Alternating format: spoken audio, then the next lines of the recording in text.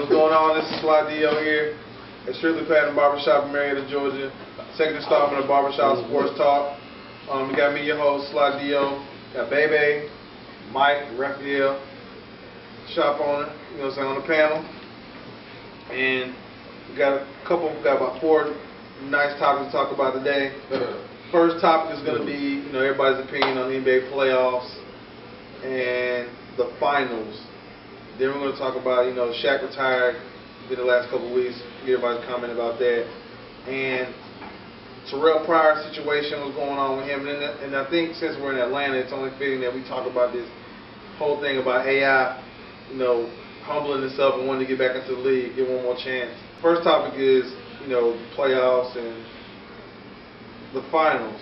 My personal opinion, I thought this was a very good playoffs. I don't think anybody saw the Lakers get put out in the second round or even saw the Mavs win the whole thing.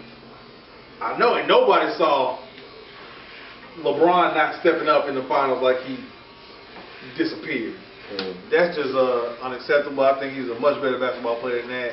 And I think as fans of the game, people just expected so much more from this guy. He's on the biggest stage. He positioned himself to get to this point, and he just, for lack of a better term, just didn't deliver.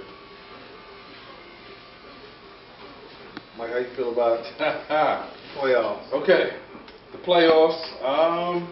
Overall, I think it was a great playoffs. We had great play from both sides, Eastern and Western Conference. It wasn't a surprise for me, as you know, that the Lakers went out in the second round. I predicted that. Huge disappointment in LeBron. I'm not disappointed in the Miami Heat as a whole.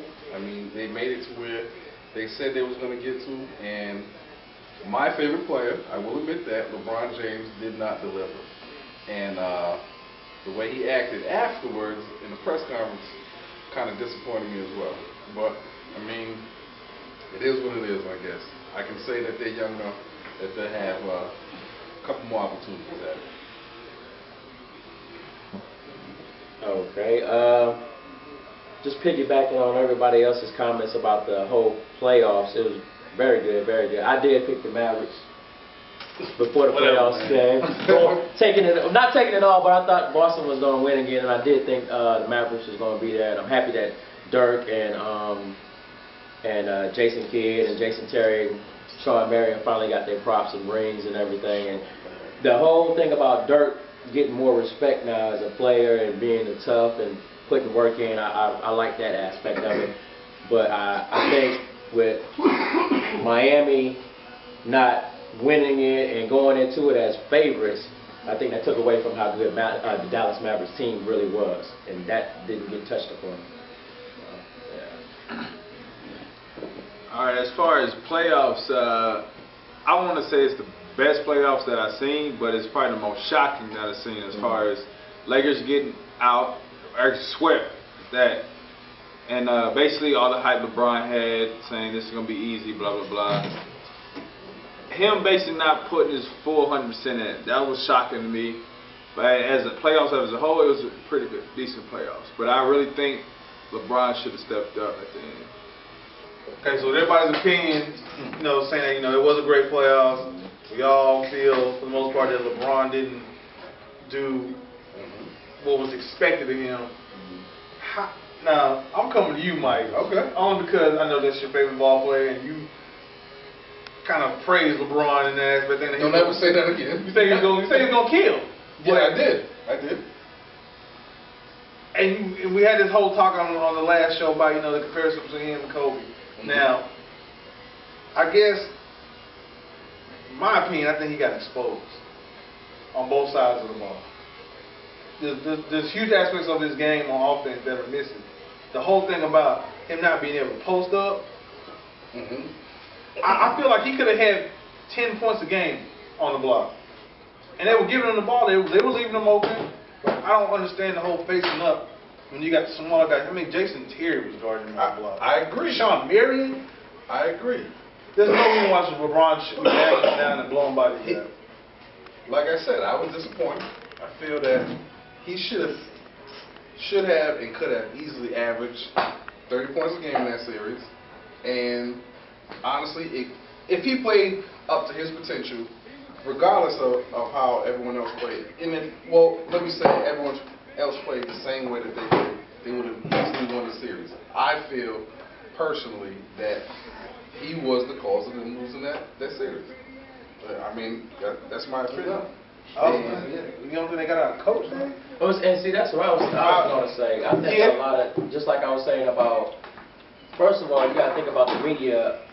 Okay, LeBron and them came out and said they was going to win 4 or 5 rings. Didn't nobody else say they was going to win automatically. They put it all on themselves. And not only that, most commentators didn't have them going this year. Yeah. So they went from dogging them out, saying they wasn't even going to go this year, then them going into the finals as favorites. And then when they lost, then they dogging them out again. And like I said, the Mavericks as a team are better than them.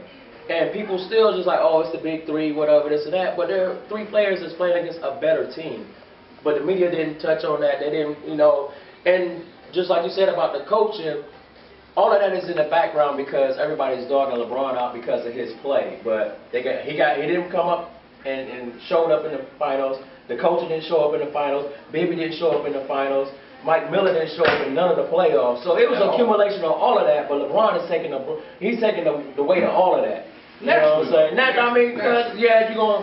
But had he had let's say he didn't have a great series and they still won, they would have gave Wade his props, Bosh some props, LeBron a little bit of props, but he wasn't going to get all the praise for winning it as he's getting all of the negative stuff for losing it. Because everybody's saying he lost. There's a number of things that came into that loss. They ran up against a better team. He didn't show up. Baby didn't show up. Mike Miller, they got out-coached. So I think it was an accumulation of all of that. Now, I agree with you. I lost some respect for LeBron because of the post-game interview and stuff like that. But that's a whole other topic. And he still, I mean, we talking about, a 26, 27-year-old dude. He got time to grow as a person. You know what I'm saying? And to go on what they saying, basically, he didn't so much lose the series, he just didn't help. Right. He didn't help win the series. Exactly. That's exactly what I'm saying. Right. And give or take, your king, your name is King James. When the pressure's on, it's time to step up and be the king. Don't sit back and pass it to the prince or the queen or whoever you want to do it. Basically, so like you said, it's not so far that he lost it because he helped get him that far. Definitely. It's just that when it was time for you to be King James, you wasn't King James. His body language was off. Yeah. Like it seemed like once he got there, he didn't want to be there. Yeah. Like his body language was like, man, somebody else take us. We really did get here. Now I gotta show up. I said it earlier.